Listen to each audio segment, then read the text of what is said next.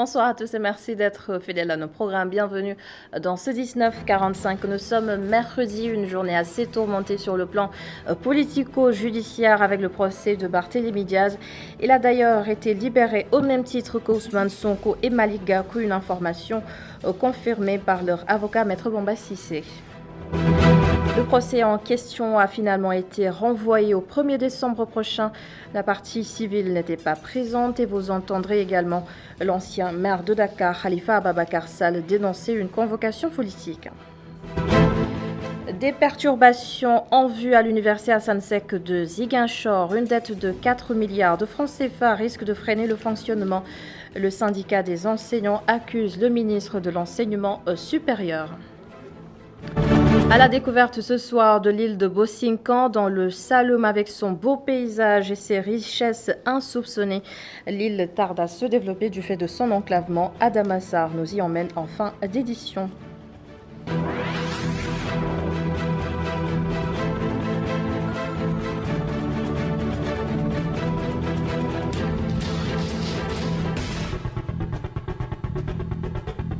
Barthélémy Diaz, Ousmane Sonko et Malick Gakou ont finalement été libérés et aucune charge n'a été retenue contre eux.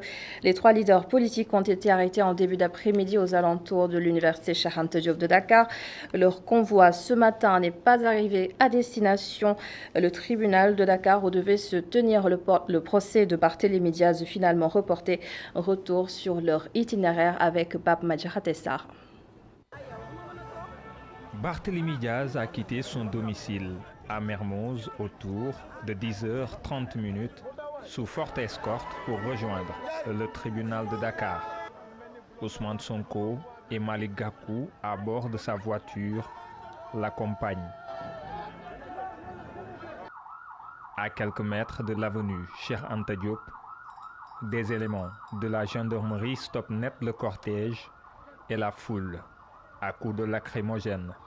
Les gendarmes leur intiment l'ordre de changer d'itinéraire.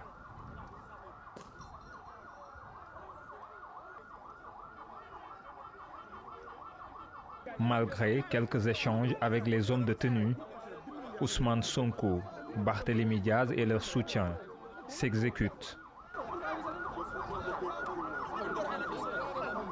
Derrière la piscine olympique, le cortège est une nouvelle fois bloqué par un camion de la BIP, suffisant pour que les esprits se chauffent.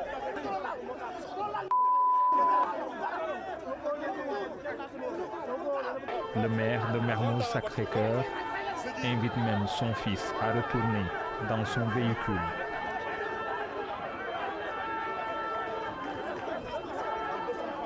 La foule se disperse face aux grenades lacrymogènes. Les véhicules poursuivent la route de la place de l'Obélisque à l'avenue Blaise Diagne en passant par le boulevard du Centenaire. C'est la course-poursuite avec les éléments de la BIP. Barthélémy Diaz et Ousmane Sonko sont malmenés en pleine rue.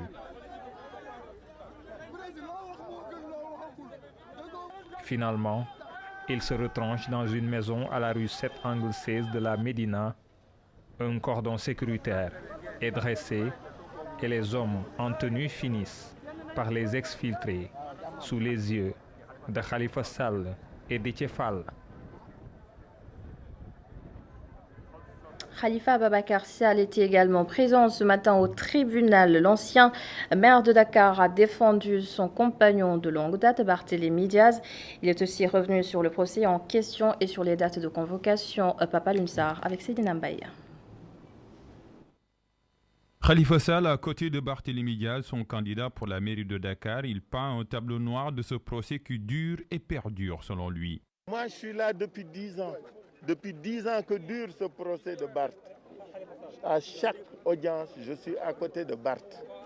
Donc ce n'est pas la première fois et ce n'est pas une exception. Je suis venu encore une fois soutenir, témoigner de ce que Barth est innocent. Et ce qui se passe aujourd'hui est inacceptable, je l'ai dit. Le procès est renvoyé au 1er décembre, à quelques jours des élections locales, une date qui n'est pas du tout anodine selon l'ancien maire de Dakar. Le 1er décembre est une très mauvaise date.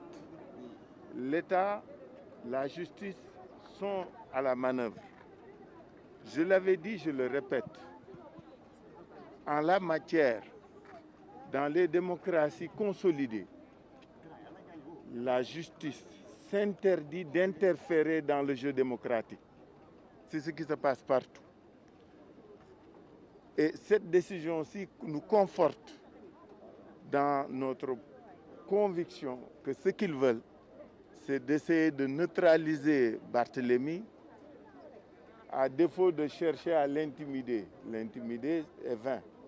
Entre l'ancien maire de Dakar et le candidat, l'histoire se répète, même si les rôles changent.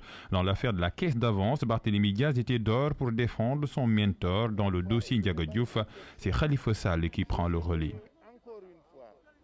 Et sachez que le procès de Barthélémy Diaz a été renvoyé au 1er décembre prochain parce que les avocats de la partie civile n'ont pas répondu à la convocation. Là-dessus, le commentaire d'un des avocats du mis en cause de Barthélémy Diaz, maître Khouraï Chiba, au micro d'ITV. Cette affaire donc est venue au rôle de la Cour depuis 2018. Ensuite, a fait l'objet de plusieurs renvois jusqu'à aujourd'hui. Comme vous l'avez vu, un seul des appelants, un seul prévenu a pu se présenter physiquement à la barre. Il s'agit de M. Sibi. Et comme vous le savez, ou vous ne le savez peut-être pas, l'honorable représentant du parquet général, qui est l'avocat général à cette cour, répondant au président qui sollicitait ses observations, a demandé la retenue de l'affaire. Il pensait donc que l'affaire devait être retenue. Comme l'a dit notre client, M. Barthélémy Diaz. Vous le savez, M. Barthélémy Diaz n'a pas eu la possibilité d'être présent. Bien que la Cour ait commencé son audience à une heure assez raisonnable, eh bien, il est certainement pris dans les bouchons parce que quand la Cour entrait, il avait déjà quitté son domicile. Il avait pris les dispositions pour être là. Mais il se trouve qu'il y a des embouteillages et je pense que ça a joué sur son absence, ainsi que sur celle de mes confrères, parce qu'il y a des avocats constitués également. Seul l'avocat de la partie civile était là. Mais du côté de la défense, j'étais le seul. Et les autres ont commencé à affluer, mais c'était trop tard. En toute souveraineté, le président de la Chambre a estimé que l'affaire n'est pas en état d'être jugée et il l'a donc renvoyé à juste titre à une audience qu'il estime être raisonnable, donc le 1er décembre. Si tout va bien et si toutes les parties se présentent, ce sera effectivement pour les plaidoiries. Oui, vous savez, nous, toute date que la juridiction fixe nous convient, parce que nous sommes des acteurs de la justice. Et sur les élections locales de 2022, la Cour d'appel de Saint-Louis a finalement validé les candidatures de Yewwi Askan Wi de Matam. Je rappelle que plusieurs listes de cette coalition ont été rejetées dans plusieurs localités du Sénégal. Là-dessus, maître Alioune Abatalip Gueye au micro de Momar Alissignan. Cette liste de la mandataire a été déposée avant l'expiration du délai qui était le 3 novembre à 0h. Donc, eux, ils ont déposé vers le 2, vers 11h45, ils étaient toujours dans les délais. Alors, à partir de ce moment, la Cour a tiré conséquence que le préfet du département de Matam doit recevoir, on lui ordonne de recevoir d'abord la liste des mandataires déposés, les mandataires par le mandataire national, et ensuite de recevoir les listes déposées par ces mandataires. En d'autres termes, Yewwi Askan Wi a été rétabli dans son droit. Et c'est le contraire quand même qui ne serait pas juste. Et nous restons à Saint-Louis, à l'Université Gaston Berger. Les enseignements seront boycottés pour 48 heures. Surpeuplement des amphis, blocage des comptes de l'UGB et pas d'intrants pédagogiques. La section SAES exige réparation. Dr Nal Sosefa, le porte-parole des enseignants, revient sur ces revendications au sortir de leur assemblée générale aujourd'hui. À chaque fois que nous arrivons vers le mois de décembre, le chef du service fiscal de la région de Saint-Louis se permet de bloquer les comptes de l'université Gaston Berger. Et après avoir bloqué les comptes de l'université, il s'est permis de soutirer 50 millions de nos comptes et plus tard 150 millions, ce qui fait un total de 200 millions. Et donc nous, en tant que syndicat, nous ne pouvons pas accepter que l'université soit bloquée parce qu'il y a au niveau du ministère des Finances des services qui jouent avec la sacralité de l'enseignement. Eux, peut-être qu'ils seraient plus préoccupés par leurs fonds communs parce que nous arrivons vers la fin de l'année et nous savons tous que vers la fin de l'année, au niveau des ministères des Finances, il y a des fonds communs qui sont distribués et l'université ne peut pas être le dindon de la farce dans ces conditions. Et nous appelons au respect de l'université parce que l'État, d'abord, ne nous donne pas de budget insuffisant. Nous savons tous qu'il y a un déficit budgétaire au niveau des universités et à cela, on ne pourrait pas ajouter un blocage des comptes de l'université et un monsieur qui, avec son zèle, et qui se saisit pour bloquer les comptes de l'université. C'est en cela que l'Assemblée générale nous a donné mandat pour que nous marquions un arrêt de travail de 2 jours, c'est-à-dire aujourd'hui, mercredi et jeudi. Et c'est pratiquement les mêmes complaintes à l'université Assane Seck de Ziguinchor. Je l'annonçais en titre, l'université traîne une dette de 4 milliards de francs CFA. Le fonctionnement est donc menacé, d'où l'alerte du SAIS local. Le syndicat des enseignants pointe la responsabilité de la tutelle, le ministère de l'enseignement supérieur. Et nous allons là-dessus écouter les explications du coordonnateur du syndicat Alpha Omarouba. L'université Assane Seck de Ziguinchor est passée de 2019 à 2021 de 4 000 à environ 10 000 étudiants en termes d'effectifs sans cesse croissant. Le budget alloué s'élève actuellement à environ 4 milliards 700 millions de francs CFA, malgré les besoins de l'institution qui vont au-delà. Ce qu'il faut noter, c'est que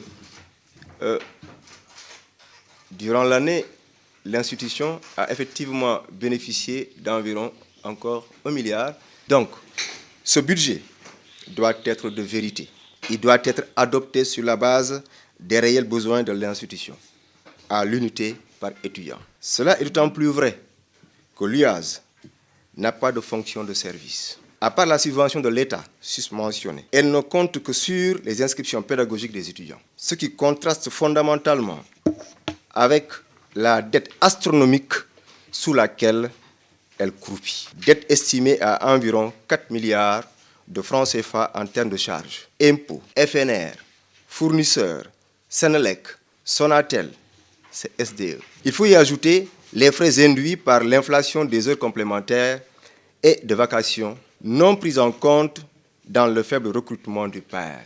La coordination du SAES de l'UAS décline toute responsabilité des perturbations inévitables à venir et qui vont inéluctablement plomber le bon fonctionnement des enseignements à l'université Assane Seck de Ziguinchor. Si rien n'est fait pour pacifier l'espace universitaire, elle vous tient pour seul responsable des conséquences que pourrait engendrer ce dilatoire que vous semblez allègrement entretenir. La commune de Latmingué dans le département de Kaolack a primé ses meilleurs élèves et puisque l'excellence a un prix, ces enfants seront accompagnés dans leurs études supérieures. Des bourses leur seront également octroyées selon le maire de la commune, Dr Macoumba Diouf, que voici.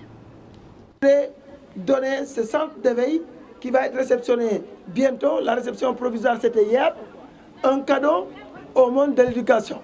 Mais également le CM de Anen et de Boingel, même si ce n'est pas du ressort de la commune, nous sommes en train de nous investir pour que ces 2 CM soient une réalité et que les conditions de travail y soient similaires à celles qu'on a au niveau des écoles élémentaires. Et je pense qu'on n'est pas loin de réussir cela. Nous voudrions également, dans le cadre des missions de la mairie, on n'a jamais, parce que les moyens ne nous le permettaient pas, mais nous sommes avec des partenaires en train de travailler à pouvoir obtenir quelques bourses. On ne peut pas s'engager sur des nombres pour que ça soit pour une première également à Latmingué. Un élément aussi, c'est éventuellement des moyens de transport pour certains élèves. À défaut de bus, des tricycles ou en tout cas un système adapté pour que les plus démunis et les plus distants des écoles, encore qu'il n'y en a pas beaucoup maintenant, puissent rejoindre l'école. Cela également contribuera à mettre les élèves dans de meilleures conditions. Élaboré il y a quelques mois, le programme Rui Ndaouni est déployé petit à petit dans les différentes localités du Sénégal. Cependant, des jeunes toujours en chômage commencent à s'impatienter. Il décrit notamment une mauvaise politique de l'emploi au Sénégal et des promesses jamais tenues à l'UNSO. franchement. man daal maa moom sama ngëm-ngëm mais gëmuma ko man parce que au départ la ñu diggan ndaw ñi mais loolu lépp ba tey France daal di xëddeen ñun gisuñu dara. Une vieille doléance qui tarde à se concrétiser. Malgré les promesses de l'État, les jeunes en ont marre de ce calvaire, disent-ils. Ces derniers déplorent la démarche dans ces entreprises.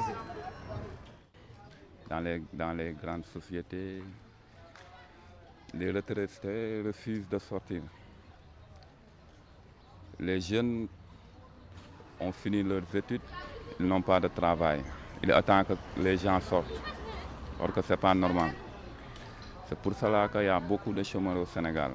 La question de l'emploi des jeunes, un échec de l'État du Sénégal, mauvaise politique et des promesses sont juste ce qui la caractérise. Lors des événements de mars, l'État avait promis aux jeunes des emplois.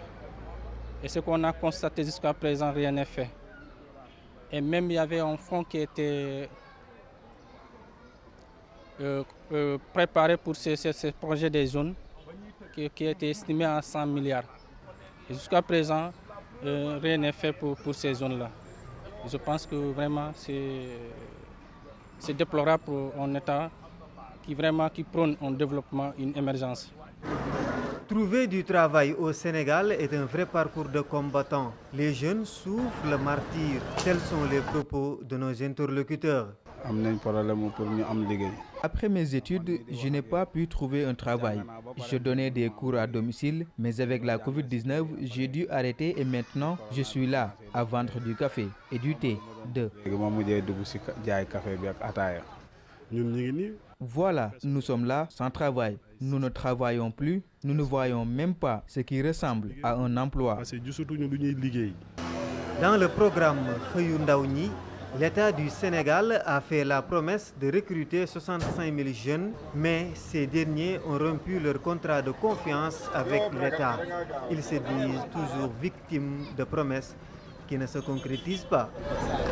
Tout autre chose maintenant, au-delà des désagréments causés aux populations riveraines, les chantiers du BRT, le bus rapide transit menace également la sécurité des passants, parmi eux les marchands ambulants, puisqu'ils font le tour des rues de Dakar et certains s'aventurent un peu trop loin. Reportage Aïssatou Kane avec Augustin Mandan.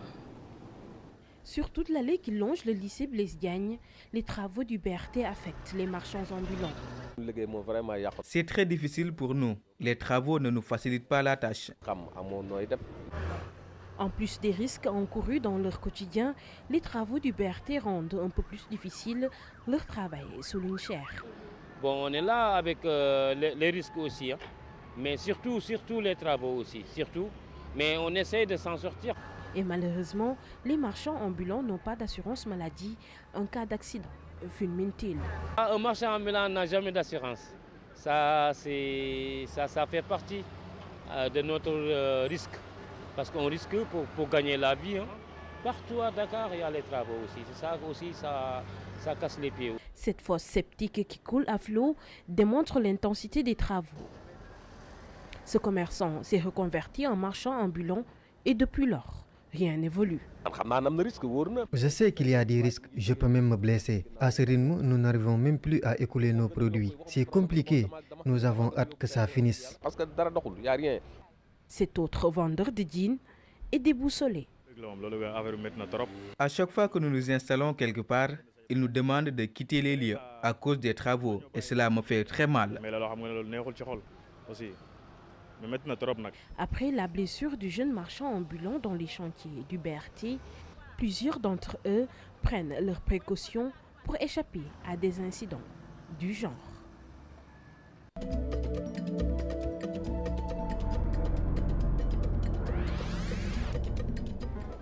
Elle fait partie des nombreuses îles du Saloum, l'île de Bossincan, à 2 heures de pirogue de Toubacouta.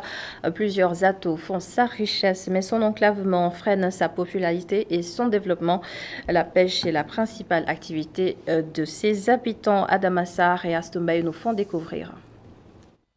Situé à 2 heures de pirogue de l'arrondissement de Toubacouta, L'île de Bosinkan présente plusieurs atouts. À part la pêche, le tourisme est aussi très développé. Cette île, c'est le noyau de la mangrove, parce que ça fait partie du delta du Saloum. Parce que connaissons que le delta du Saloum, ça fait partie des endroits les plus belles du monde se trouvent ici, dans le delta du Saloum. Donc, il y a aussi le climat humide est ici.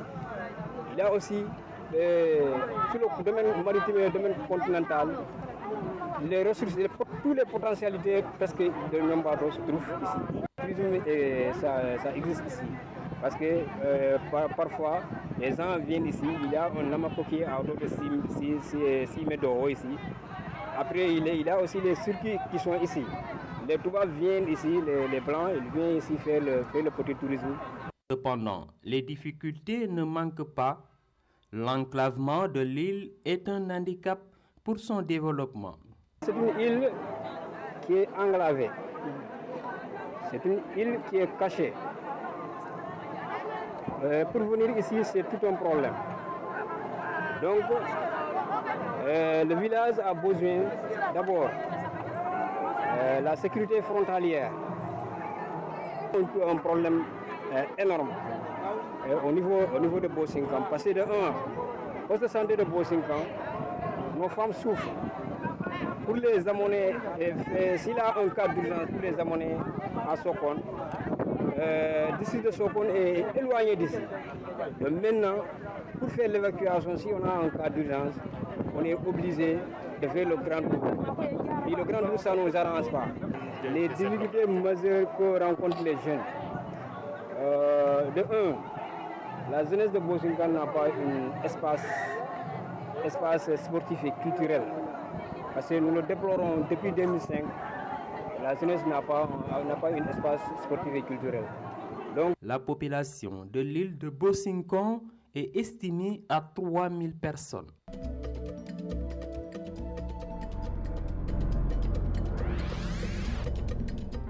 Et on se quitte sur ces images de découverte. Merci beaucoup d'avoir été avec nous ce soir. Merci à l'ensemble des équipes en régie.